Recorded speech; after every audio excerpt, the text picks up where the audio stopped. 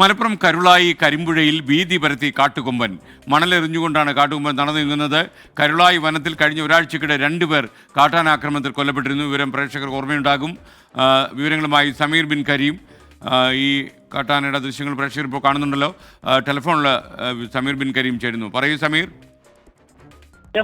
കഴിഞ്ഞ കുറച്ചധികം ദിവസങ്ങളായി നിലമ്പൂർ കരുളായി മേഖലയിൽ കാട്ടാന ഇങ്ങനെ ഭീതി പരത്തുന്നുണ്ട്. ഒരു കാട്ടുകൊമ്പനാണ് ജനവാസ മേഖലയിലൂടെ ഇങ്ങനെ സഞ്ചരിക്കുന്നത്. കഴിഞ്ഞ ദിവസമുണ്ടായ കാട്ടാന ഇറങ്ങിയ സമയത്തുള്ള ദൃശ്യങ്ങളാണിത്. കരിമ്പുഴയിലൂടെ ഈ പാലാങ്കര പാലത്തിന് സമീപത്തൂടെയാണ് ഈ കാട്ടുകൊമ്പൻ നടന്നു നീങ്ങുന്നത്. മണലെറിഞ്ഞും ഒക്കെയായി കാട്ടുകൊമ്പൻ മുന്നോട്ട് ഇങ്ങനെ പോവുകയാണ്. അതായത് ഈ പാലാങ്കര പാലം എന്നുള്ളത് ജനവാസ മേഖലയോട് ചേർന്നുള്ള ഇടമാണ്. ഈ പുഴയുടെ ഒരു ഭാഗം വന്യജീവി സങ്കേതവും മറുഭാഗം ജനവാസ മേഖലയുമാണ്. അങ്ങനെ രാത്രി കാലങ്ങളിൽ ഈ ഇര തേടി അല്ലെങ്കിൽ ഭക്ഷണം തേടിയാണ് ഈ കാട്ടുകൊമ്പൻ ഉൾപ്പെടെയുള്ള ഈ കാട്ടാനകൾ ഈ ജനവാസ മേഖലയിൽ പുഴയിലൂടെ ജനവാസ മേഖലയിലേക്ക് എത്തുന്നത്. ചിലപ്പോൾ പുലർച്ചെ മുതൽ തന്നെ ആളുകൾ ഇറങ്ങി തുടങ്ങിയാലും കാട്ടാന തിരിച്ചു പോകാത്തൊരു സാഹചര്യം നിലവിലുണ്ട്.